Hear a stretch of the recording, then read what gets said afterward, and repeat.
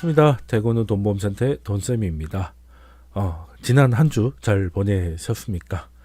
우리 시장도 마찬가지고 미국 시장도 마찬가지고 정치가 시장에 좀 영향을 많이 줬던 한 주였습니다. 특히 이제 우리나라 시장은 지난 영상의 주제이기도 했었죠. 이제 공매도 금지가 전격적으로 발표가 됐었고 그 발표가 주말에 나왔죠. 그러고 나서 이제 월요일 날에 그 강력한 상승을 보이고 나서 두 번째 날부터는 이제 한계를 보이기도 시작을 했죠.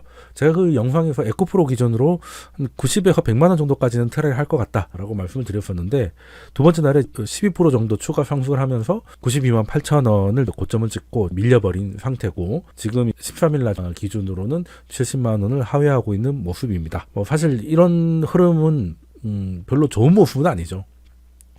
일단 주가가 하락하는 원인이라고 생각했던 것들이 일단 제거가 됐는데 그럼에도 불구하고 오히려 천정을 만들어 버렸잖아요. 이렇게 되면 이제 그 전고점을 발라내면서 새로운 추세를 만들어야 되는데 그러기에는 전고점이 너무 높기도 했었지만 거기서 좀 힘을 좀 붙이는 그리고 좀 밀렸다 하더라도 다시금 힘을 모으면서 다시 올라가는 모습을 보여줬다면 두 번째 도전을 기대해 볼 수도 있는데 그 이후의 모습이 생각보다 좀 빠른 하락을 보이면서 이제 배터리 관련주들의 입장에서는 이 공매도 금지가 안 나온 것보다 지금 못한 상황이 돼버린 것도 없잖아 있다. 지난 한 주 동안 우리가 시장에서 확인을 했던 거고요. 저도 사실 공매도 금지는 이제 좀 반대를 하는 편이었습니다. 불법 공매도라든가 이런 것들은 당연히 제도 개선이 있어야 되겠지만 제도 개선을 위해서 거의 6개월간 시장의 한 기능을 멈춰버리는 건 조금 좀 오바가 아닌가 하는 거고 거긴 정치적 의도가 보인다라고 말씀드렸는데 이게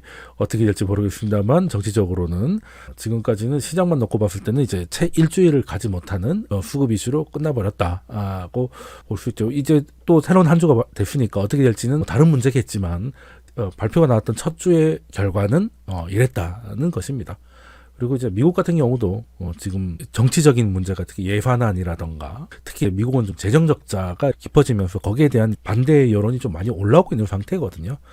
그걸 공화당이 10분 활용해서 지금 바이든 행정부를 압박하고 있습니다. 보통 공화당이라고 하면 그 작은 정부 그리고 감세 이런 것들을 주장을 하는데 공화당이 또 대통령이 공화당일 때는 그렇게까지 작은 정부를 하진 않아요. 공화당이 야당일 때는 정말 작은 정부를 얘기하면서 민주당 행정부를 좀 압박하고 있는 모습인데 지금 우리나라도 마찬가지고 미국도 마찬가지고 의회가 완전히 거의 내전 상태입니다. 그러다 보니까 시장도 온전하지 못한 것 같고 그러다 보니 이제 시장은 시장대로 금리 문제라든가 여러 가지가 있는데 또 정치적인 이슈까지 더해지면서 투자자들이 마음이 편할 날이 별로 없기도 합니다. 그래서 지금 오늘 주제를 뭘로 할까? 제가 뒤에 사진을 많이 띄워놨지 않습니까? 박순영 전 이사 그리고 일론 머스크를 띄워놨는데 종목 얘기를 하려고 하는 건 아니고요. 저도 주식으로 밥 먹고 산 지가 꽤 된 사람입니다만 주식시장에 늘 테마주가 됐던 아니면 주가 조작이 됐던 그런 이슈들은 늘 있어 왔습니다. 그랬는데 제가 느끼기로는 코로나 이후로는 사람들이 뭔가 굉장히 조급해졌다는 느낌을 굉장히 많이 받아요. 코로나는 우리 몸은 봉쇄를 시키고 움직이지 못하게 했지만 프리머니, 돈들을 엄청나게 풀었지 않습니까? 그것 때문에 후회를 본 분들도 많죠. 초기에 테슬라를 매수하신 분들 그리고 서울 아파트를 매수하신 분들 아니면 아직까지 갖고 계시면 굉장히 힘드시겠지만 잘 파셨다면 카카오라든지 이런 것들 모든 자산 시장이 폭등을 하면서 거기서 수혜자도 있고 또 뒤늦게 뛰어들었다가 긴축으로 하락장을 맞이해가지고 피해를 보신 분이거나 수혜자든 피해자든 간에 구분 없이 굉장히 뭔가 조급하다는 느낌을 굉장히 많이 받아요. 요즘 슬람 하지 않습니까? 테슬라 강성주들을 테슬람이라고도 하고 배터리는 한 주가 꽤 여러 개가 있으니까 바슬람이라고 하더라고요. 사실 긴축을 겪으면서 굉장히 이제 자산 하락을 겪었음에도 불구하고 아직도 강성의 모습을 굉장히 많이 보이고 있는 거죠. 제가 주식을 처음 공부할 때는 그때 볼만한 게 뭐가 있겠습니까? 그냥 TV에서도 그냥 한국경제TV 정도가 있었던 것 같고 그리고 시세를 확인한다는 것도 그렇게 쉽지는 않았던 것 같아요. 예전에는 스마트폰도 아니었잖아요. 그래서 예전에 KTF 이런 거 할 때 PM이라고 기억나십니까? 한 달에 5,000원을 내면 그냥 말 그대로 그냥 주요 지수들 헤드라인 지수만 볼 수 있는 그런 이제 무선 인터넷 이런 것들 정도뿐이었고요. 그것도 인터넷이라고 해야 될지 사실 신문이었죠. 신문, 책 이런 거밖에 없었습니다. 그때는 어르신들은 어떻게 했냐. 한국경제TV 같은 거 보고 어느 주식이 좋다 그러면 전화 걸어서 주문도 하시고 그랬던 시절이 사실 그렇게 오래되지 않았어요. 우리나라에서 HTF라는 거 지금이 폰으로 다 하니까 HTF를 쓰는 것 자체가 아재인데 그게 처음 나왔을 때가 아마 2000년 조금 전일 겁니다. 대신증권이 처음 나왔을 때 엄청나게 얘기가 많았던 이제 개인 투자자들도 이제 기관 투자자들처럼 정보를 받을 볼 수 있기 때문에 이제 새로운 세상이 열릴 것이다 이런 얘기가 굉장히 많았던 기억이 납니다. 그래서 예전에 전광판 같은 거 있던 게 막 철거되고 하면서 뉴스에 났던 기억도 나는데 제가 왜 자꾸 옆으로 샜냐면 솔직히 말해서 투자할 때는 요즘보다 옛날에 나은 것 같아요. 요즘은 정보가 너무 많잖아. 너무 많아요. 텔레그램, 오픈 채팅, 지금은 저도 하고 있지만 유튜브 이런 것들이 엄청 많아요. 근데 예전에 이런 거 없던 시절에는 오로지 신문에서 볼 수 있는 거 뭡니까? 그냥 내가 관심 있는 종목의 종가만 볼 수 있었어요. 종가. 그리고 이제 전광판이라는 게 그냥 뭐 비행기 그 시간처럼 착착착 넘어가면서 지금 현재가를 보여주는 건데 잠깐 나면 이제 종가만 나오고 있거든요. 사실 주식에서 제일 중요한 게 그냥 지금 주식 가격, 주가인데 그것만 보던 시절이 차라리 차트 같은 게 없어가지고 예전에 위대한 투자자들을 보면 이제 종가 같은 거를 신문에다가 모아가지고 자기가 모는 종의 차트도 직접 그리고 하면서 시세의 움직임을 몸으로 느꼈던 그때가 차라리 나은 것 같아요. 저도 한몫하고 있습니다만 이런 거 저런 거 다 읊어주고 아침에 뉴스부터 엄청 쏟아지고 하는데 그런 것들이 과연 얼마나 도움이 되는가 하는 생각도 없지 않아 있고요. 특히 최근에는 코로나 이후에는 오히려 이제 정보 전달을 넘어서 약간 선독의 느낌으로 가고 있다는 느낌도 없지 않아 있어요. 테슬라도 그때 바이든 행정부 막 들어서고 할 때 막 10배 오르고 할 때 그때는 테슬라를 사가지고 은퇴하자 이런 분위기가 엄청 났었고요. 배터리 아저씨 같은 경우는 작년 연말 아니 올해 초만 하더라도 에코프로 10만 원도 안 하던 시절이었죠. 어찌됐든 지금 70이라고 해도 중간에 150이 잠깐 있긴 했습니다만 어쨌든 700% 정도 상승한 거죠. 또 뭐가 있었습니까? 이제는 사람들이 다 잊어버린 초전도체. 그러니까 사람들이 마음이 너무 급해졌어요. 모스크처럼 전기차나 자율주행 같은 걸로 혁신을 일으켜가지고 엄청난 성장을 하고 그게 주가에 상승을 하고 이제 거기서 조금 놓치신 분들은 이제 전기차에 들어가는 배터리가 클 것이다 해서 여기서 하고 이도저도 아닌 분들은 아니면 이제 뭐라도 있어야 돼 상온 초전도체가 나와야 돼 라고 해서 좀 난리가 났던 기억. 올해는 그냥 쏠림이었던 것 같습니다. 작년은 그냥 계속 하락이었고 올해는 쏠림이었던 것 같은데 지금 가만 보면 처음에 이제 유튜브나 이런 것들이 나올 때 제가 처음에 유튜브를 올린 게 한 2015년이었나요? 그 전에는 유튜브를 올리려고 해도 기억나실 겁니다. 15분 이상이 안 올라갔어요. 그래서 다 잘라서 올려야 되고 심심하면 끊어져가지고 팔랑개비 돌고 그랬는데 어느 순간 이제 유튜브가 길게 올려도 된다라고 해가지고 제가 오프라인에서 하고 있던 강의를 2015년쯤에 올렸던 게 그게 제가 소위 말하는 유튜버 흉내를 낸 거에 이제 시작이었던 것 같은데 그때만 해도 사실 뭐 그렇게 많지는 않았죠. 그리고 이제 유튜브는 이제 말할 것도 없고요. 말할 것도 없고 저는 아무것도 아닌 굉장히 작은 구멍가게 수준인 거고 엄청나게 많은 채널들이 엄청나게 많은 이야기를 하고 있습니다. 그런데 저도 투자 관련해 가지고 유튜브를 올리는 사람이지만 사람은 각각의 입장이 있잖아요. 그러니까 정말 그 사람이 투자자인지 아니면 유튜버인지 를 보면 이런 경우에는 사실은 유튜버의 입장인 거죠. 이거는 진짜 어떻게 보면 이제 한 개의 주식을 사놓고 이거 몰빵이라는 얘기잖아요. 그렇지 않습니까? 이 주식이 얼마나 오를지는 좀 지켜봐야 되겠습니다만 아직까지는 큰 반응이 없었던 것 같고 뭐만 하면 제발 사세요. 근데 유튜브는 도움이 안 되는 결정적인 이유가 뭐냐면 사란 얘기가 많아서 그래요. 사라는 얘기가 많아서 팔란 얘기 파는 게 중요한데 사기만 계속 사니까 올라갈 때 좋아했다가 이제 떨어질 때는 대책 없는 그런 상황이 된 거고 물론 또 팔라는 사람도 있어요. 근데 이제 여기 보시면 팔라는 사람들이 별로 도움이 안 되는 게 1년 내내 망한다고 하니까 그러니까 좋았다가 이걸 사라고 했던 사람이 이제는 고점이니까 파세요. 이거면 도움이 될지 모르겠는데 사라는 사람은 20만 원이든 50만 원이든 80만 원이든 계속 사라 그러고 팔라는 사람은 20만 원이든 10만 원이든 5만 원이든 간에 계속 붕괴 된다고. 그러니까 결국에는 유튜버들은 이제 같은 얘기를 계속 하는데 자기가 원하는 걸 찾게 되는 것이죠. 사실 주식 투자를 하면서 굉장히 위험한 행동이 뭐냐면 시장이 틀렸다고 이제 시장한테 맞서는 거거든요. 그게 대단한 게 아니에요. 예를 들어서 좋은 주식이 있었어. 상승을 하고 있단 말이에요. 그런데 어느 순간 이렇게 주가가 하락하기 시작합니다. 물론 고점을 잡아낼 수 있는 사람은 없죠. 근데 이 정도가 되면 단순 조정이 아니고 이제 하락하는구나 하면 이제 커트를 해야 되는 거 아니겠습니까? 여기서는 못해도 여기서는 해야 될 텐데 요때쯤 되면 이걸 커트를 하지 않고 시장이 잘못 알고 있다. 혹은 공매도 세력들이 왜곡하고 있다. 이런 식으로 자기가 팔기 싫으니까 팔기 싫다는 논리를 찾아서 그리고 같은 처지의 사람들하고 모여가지고 같은 거 돌려보고 하면 이 삼위일체가 돼요. 이게 진짜 주식시장에서 정말 위험한 거거든요. 그러니까 매매에 있어서 주식 투자를 할 때 절대 하면 안 되는 거 하나를 꼽아라고 하면 저는 물타기라고 얘기를 합니다. 물탄다는 거는 개긴다는 거예요. 내가 잘 샀으면 올라야 되잖아요. 근데 물을 탔다는 건 떨어졌으니까 물을 타는 거잖아요.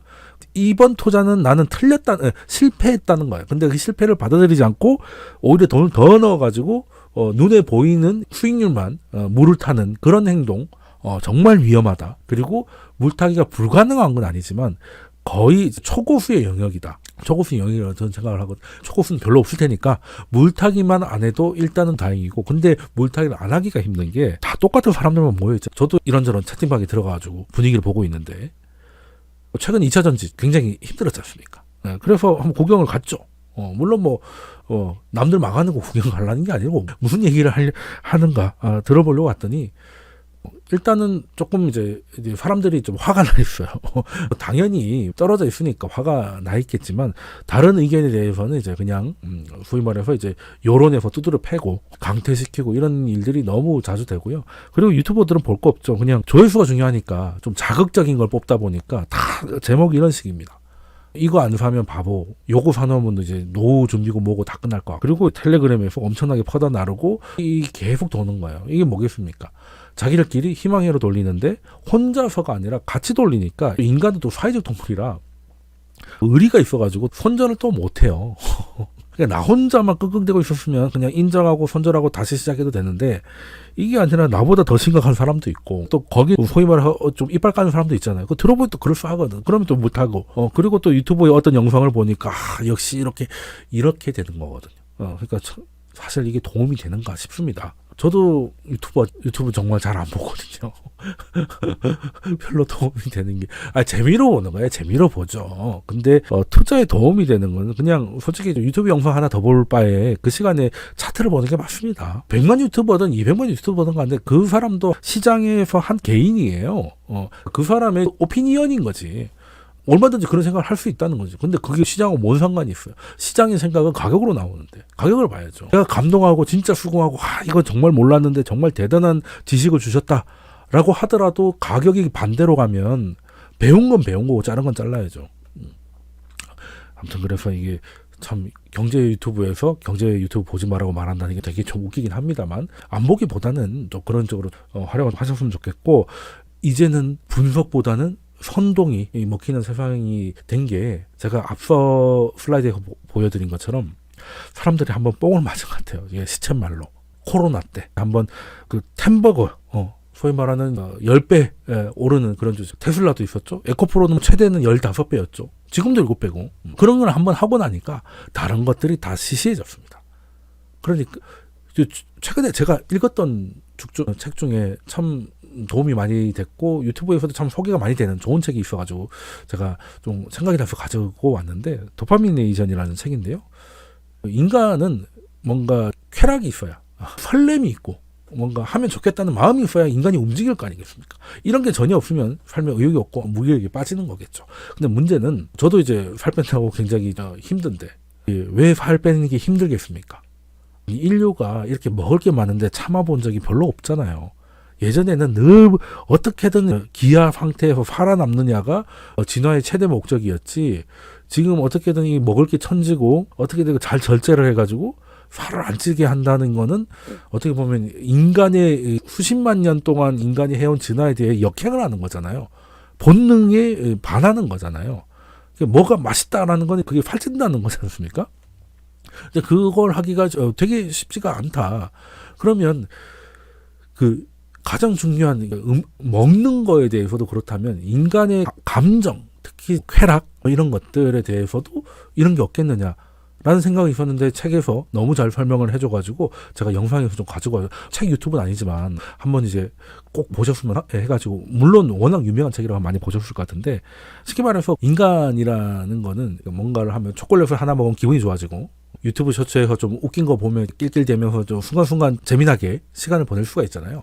이제 그 쾌락이라는 게 결국 이 도파민이라는 게 뇌에서 나와서 그걸로 쾌락을 느낀다라는 것인데, 예전에 실험을 했는데 쥐 뇌에다가 전기 자극을 주는데 쾌락을 관장하는 곳에다가 전기 자극을 주기 시작하니까 쥐가 이제 계속 전기 자극을 받고 싶어 한다는 거죠. 거기를 자극을 하면 쾌락을 느끼니까. 그래서 나중에는 스위치를 누르면 전기가 오게끔 만들어 놨더니 쥐들이 어떻게 오다 가다가 스위치를 누르니까 기분이 좋은 거야. 그러니까 1시간에 600번도 누르고 죽을 때까지 누르다 죽은 쥐들도 나오고 그러는 거죠. 그게 중독 아니겠습니까? 인간이 기름지고 탄수화물 달콤한 거 먹으면 좋아하는 게, 탄수화물이 한 입 먹었을 때 에너지가 가장 많으니까 생존의 가능성이 높아지잖아요.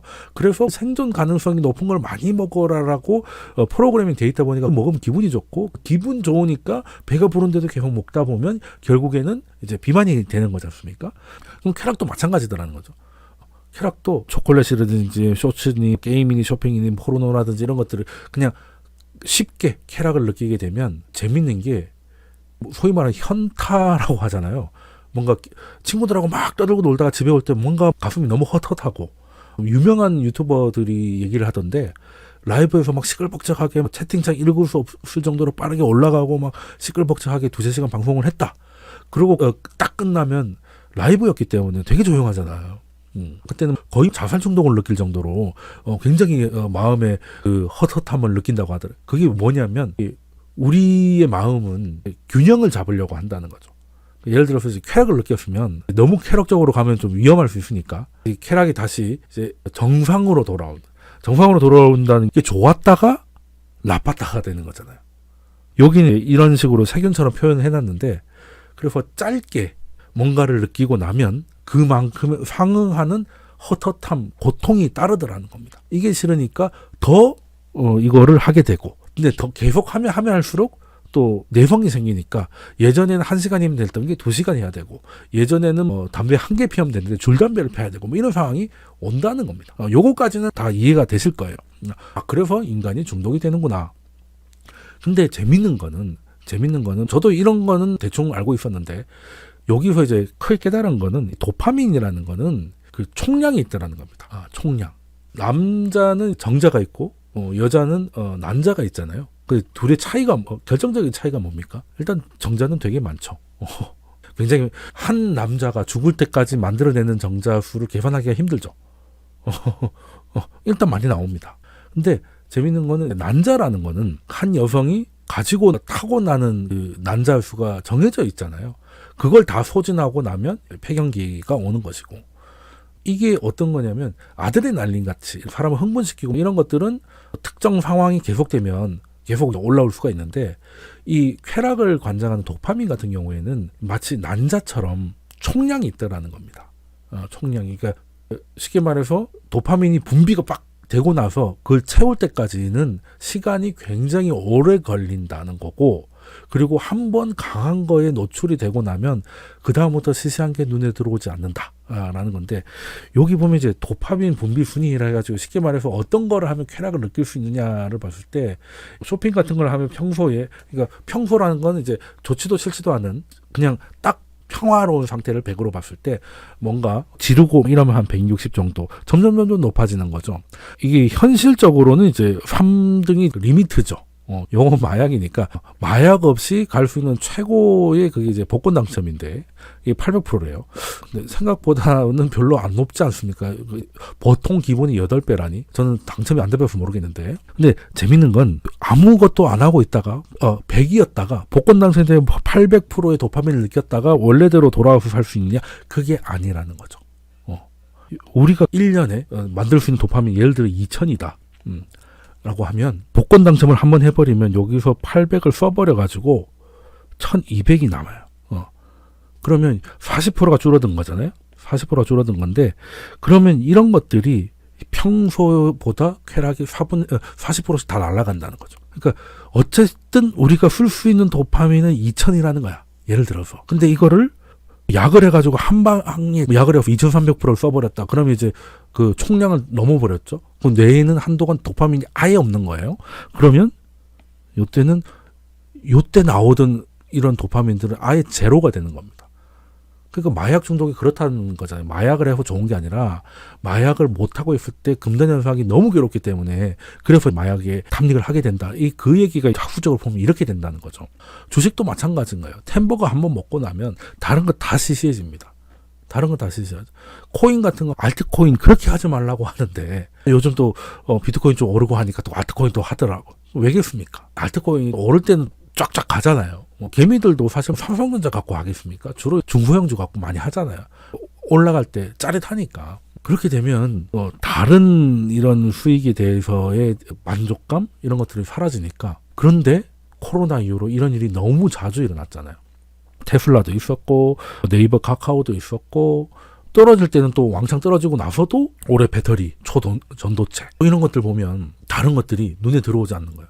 일반적인 분석, 일반적인 기대 수익률은 눈에 차지 않으니까 과한 이야기를 하는 유튜브 채널, 그런 이야기를 좋아하는 오픈 채팅방 이런 것들에 자꾸 찾아가게 되고 거기 모여가지고 행복 회로를 돌리다 보니까 다른 것들은 더 시시해지고 이런 상황이 계속되는 거예요. 요즘은 그 도파민 디톡스 이런 것도 하더라고요. 담배 피는 게 별거 아닌 것 같지만 생각보다 도파민이 높습니다. 섹스보다 높죠. 이런 것들을 없애버리면 담배도 안 피는데 얘들 하겠어요.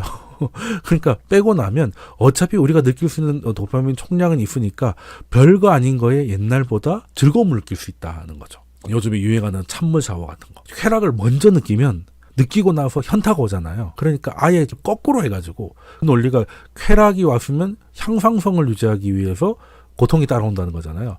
그걸 뒤집어서 이야기하면 고통을 먼저 느끼면 나중에 기분 좋음이 따라온다는 거잖아. 달리기 한참 하다 보면 어느 순간 기분이 너무 시원해지고 러너스 하이라던가. 그리고 찬물이 생각보다 졸라 빡세잖아요. 말이 그렇지 3분 하라고 하는데 3분 할 수 있나? 1분만 해도 막 비명소리가 막 나오던데 근데 그러고 나면 확실히 우리 운동하고 나면 개운하잖아. 고통을 먼저 느꼈기 때문에. 예, 그거 한 만큼 도파민이 뒤늦게 나오니까 기분이 좋고 개운한 거예요. 저는 사실 헤비 스모커였는데 담배를 끊었습니다. 끊은 지 20년이 돼가지고 이제 담배 폈다고 하기도 좀 그런데 끊고 나니까 보통 담배 끊으면 살이 찐다라고 얘기를 많이 하거든요. 끊어보신 분들은 아실 겁니다. 밥이 맛있어요. 저는 그때 그런 생각을 했죠. 이게 이 담배 연기 때문에 혀가 맛이 갔었구나. 근데 이제 혀가 돌아오면서 이제 밥이 맛있어졌나? 이렇게 생각을 했는데 그게 아니었던 거예요. 맛있는 걸 먹는 게 100이었다면 요게 없어짐으로 해서 맛있는 음식으로 느낄 수 있는 행복이 150으로 올라간 거지. 그래서 요즘 이런 것들 다 이런 건 당연히 지워야 되는 것이고 순간순간 느끼는 쇼폼이라던가 초콜릿 같은 그런 것들 담배 이런 것들을 일부러 줄이면 삶이 요즘같이 가을 하늘이 너무 아름답다던가 아니면 저녁을 같이 먹었는데 너무 기분이 좋고 맛있다 이런 것들이 삶의 수준이 높아지는 걸 해보고 있는데 굉장히 좀 효과가 있더라고요. 그걸 느끼고 시장을 보니까 사람들이 지금 요거에 지금 이 햄버거 이런 거에 빠져가지고 지금 정신을 못 차리고 계시는구나. 물론 오를 때 많이 올랐으면 기분은 좋으시겠지만 문제는 그게 너무 짜릿하잖아요. 주식에서 돈을 버는 게 진짜 기분이 너무 좋거든요. 일단 돈을 벌어서 좋은 것도 있지만 내가 뭘 해가지고 맞췄다는 기분이 너무 좋아요.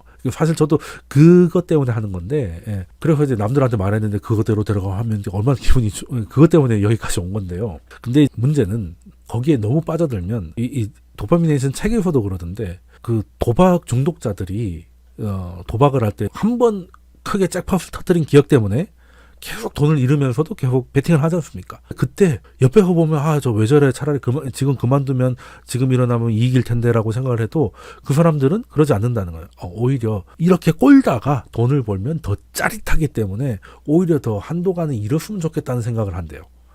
이게 주식시장에서 자주 일어납니다. 그걸 소위 말하는 저가 매수, 돈생 강사 아니겠습니까? 돈을 어떻게 버는데 그냥 사요? 주식은요 오를 때 사야죠. 강 사는 게 아니고 추세가 만들어졌을 때 사야지. 돈을 그냥 어디서 양적 완화로 찍어 왔습니까? 그렇게 하면 안 되거든요. 딱 그 느낌이더라고요. 좋게 말하면 모아간다. 뭘 모아요? 오를 때 사면 되지. 어떤 상황에서 오를지 연구하는 게 차라리 낫지. 이게 지금 어디까지 빠지고 어디까지 오를지 모르는 상황에서 현금을 계속 소진하는 거 위험한 거거든요. 내가 지금 평당가가 뭐 예를 들어서 100만 원인데 지금 60만 원 정도 해요. 그러면 스트레스 받죠. 마이너스 40이니까. 근데 이거를 이게 떨어진 게 아니라 싸게 살 수 있다는 걸로 자기 합리화를 하는 거지. 그러면 실제로 삽니다. 다만 매주라도. 그럼 싸게 샀다는 기분에 좀 기분이 좋아집니다. 근데 문제는 좋아진 건 자기 기분이지 주가가 좋아지는 게 아니고 회사가 좋아지는 게 아니거든요. 좋아지는 건 추세가 좋아지고 모멘텀이 좋아질 때 그게 차트에서 확인이 되고 가격으로 확인이 될 때 그때 가야지. 그냥 자기 지금 당장 괴롭다고 그런 식으로 자위하는 거는 좋지 않다라고 생각을 하고요. 이런 것들이 거창하게 중독까지는 아니라더라도 유사 중독으로서 우리 투자 생활에 꽤 많이 보이더라는 겁니다. 근데 일단은 사람들이 한번 뽕을 맞았기 때문에 예전처럼 선비처럼 되기는 쉽지 않을 것 같아요. 그럼 어떻게 해야 되겠느냐? 주식시장이 크게 오를 때거나 아니면 특정 종목, 특정 섹터가 크게 오를 때는 대부분이 개미들이 달려들어섭니다. 일단 기관이나 이런 데서는 어느 정도 오르면 더 이상 사기가 힘들거든요.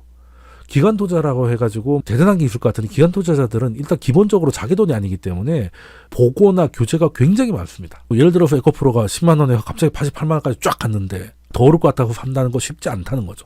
보고를 해야 되는데 뭐라고 보고를 할 겁니까? 아니 물론 성장도 하고 다 하겠지만 앞으로 전기차 시대가 오고 하지만 6개월 만에 8배 오른 거를 지금 산다고 했을 때 위에서 좋아하겠어요?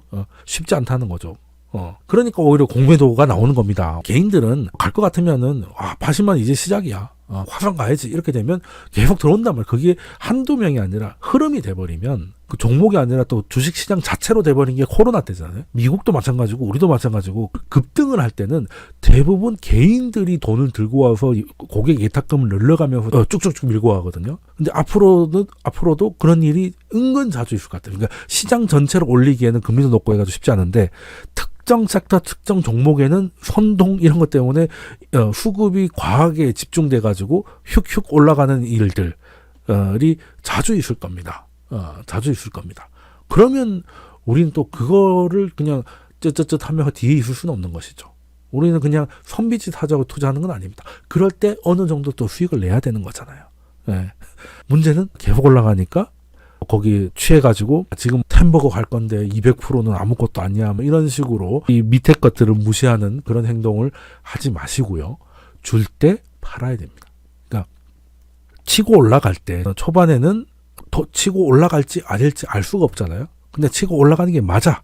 그러면 비중을 불타기를 하는 게 맞습니다. 그러다가 꽤 많은 상승을 했으면 그때부터는 30%씩 조금씩 팔아야죠. 절반 딱 팔아놓고 남은 절반 가지고 끝까지 가본다든지. 그냥 출구 전략이 있어야 된다는 거예요. 제가 테슬라이든 바슬람이든 무슨 슬람이든 간에 그 회사, 업종, 전기차 이런 거에 얘기한 게 아니라 그분들의 동의하지 않은 건 딱 하나예요. 출구 전략이 없다는 겁니다. 유명하신 분들 글도 보고 하면 다시금 테슬라를 다시 사고 싶고 그럴 때도 있습니다. 저는 액분하기 전에 1023달러에 팔았었는데 그때 1200 가고 할 때는 좀 쓰리긴 했었습니다만 지금 보면 잘 팔았긴 하고 저는 그냥 간단했어요. 계속 오르길래 조금씩 팔면서 가다 보니까 1023달러 되니까 이제 남은 거 다 팔고 이제 없더라는 거죠. 그래서 다시 이런 일이 벌어지면 그때 봐야지 하는데 제 눈에는 그런 일이 안 들어오더라고요.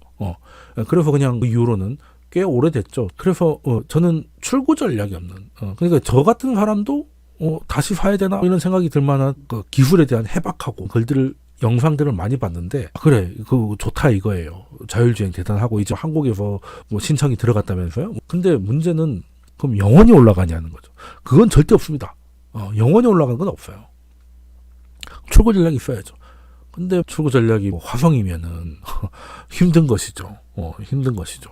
우리나라 2차 전지도 전기차나 새로운 산업이 뜨면 거기다가 중간재 산업재의 를 납품하는 회사들이 원래 더 주가의 변동은 더 큽니다. 아이폰이 막 한창 잘 나가기 시작했을 때 우리나라 아이폰 관련 휴대폰 관련주들 애플보다 더 잘 나갔거든요. 그랬다가 이제 쫄딱 망했다가 다시 올라갔다 여하튼 변동성이 장난이 아닌데 그렇기 때문에 잘 들어갔다가 잘 팔아야 됩니다. 그래서 그걸 어떻게 파느냐, 그것까지는 설명드리기는 어렵지만 일단은 줄 때 좀 챙길 거 챙겨 가셔라 는 말을 좀 드리고 싶어요. 앞으로 유튜브가 없어질 것도 아니고 텔레그램이 없어질 것도 아니고 이런 현상은 좀 이어질 것 같은데, 사람들이 웬만한 수익 가지고는 이제 만족을 못해서 계속 선동하고 하면서 이제 가격 왜곡을 불러오는 이런 일들이 은근히 자주 있을 것 같은데, 그럴 때 우리는 거기에 너무 동조하지는 않되, 그렇다고 아무것도 안 하면서 쯧쯧 혀만 차지 말고, 새로운 신규 자금이 들어오면서 업황이 맞고 유동성이 풀렸을 때 올라갈 때는 취했다가 수익을 취했다가 거기에 너무 빠져들지 말고, 그 중에 상승 동력 중에 하나 두 개가 꺼지기 시작할 때는 빨리빨리 실현을 하시는 거. 너무 좋아하지 말라는 거예요. 그러려면 무슨 종목, 무슨 모임 이런 거 있잖아요. 테슬라 주주 모임 뭐 이런 거 있잖아요. 그런 데 들어가지 마세요. 그런 데 들어가가지고 테슬라에 대해서 나쁜 분석을 할 수 있겠습니까? 2차 전지 방에 가가지고 다른 이야기하면 당장 강퇴거든요. 그러니까 그런 데 가지 마시고, 우리는 그냥 분석에 입각해서 그 사람들의 그런 쏠림도 어떻게 보면 이용한다는 좀 그렇지만 우리가 막을 수는 없으니까요. 그런 현상이 완연해졌다는 걸 인지를 하시고 가셨으면 좋겠다. 타짜2였나요? 제가 굉장히 좋아하는 대사인데 간단합니다.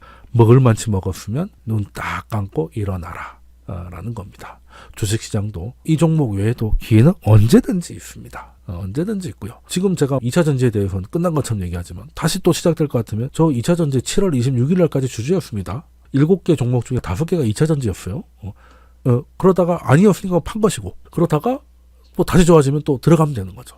그런데 배터리는 무조건 망한다, 아니면 간다, 감정에는 이해가 되지만, 우리가 아까 말씀드렸던 도파민 이런 거에 조금 되지 않았나 하는 생각을 해봤으면 하는 시간이 제 나름대로 들어서 다소 두서가 없지만 여러분들한테 말씀을 드리고 싶어가지고, 오늘 시간은 쏠림도 우리가 쏠려 들어가지만 않는다면 그조차 기회가 될 수 있겠다 라는 말씀을 드리고요. 아무래도 쏠린다는 것은 수급이 많이 바뀐다는 것이고, 그렇게 되면 제가 일주일에 한 번씩 이렇게 올리는 거에 대해 가지고 속도가 좀 느릴 겁니다.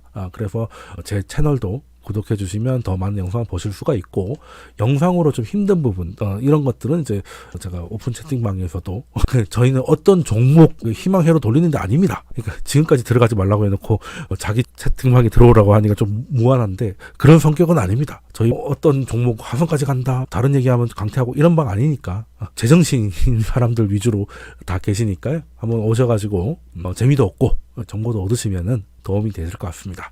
그럼 이번 주 퇴근은 돈 모으는 교실은 여기까지 하도록 하겠습니다. 감사합니다.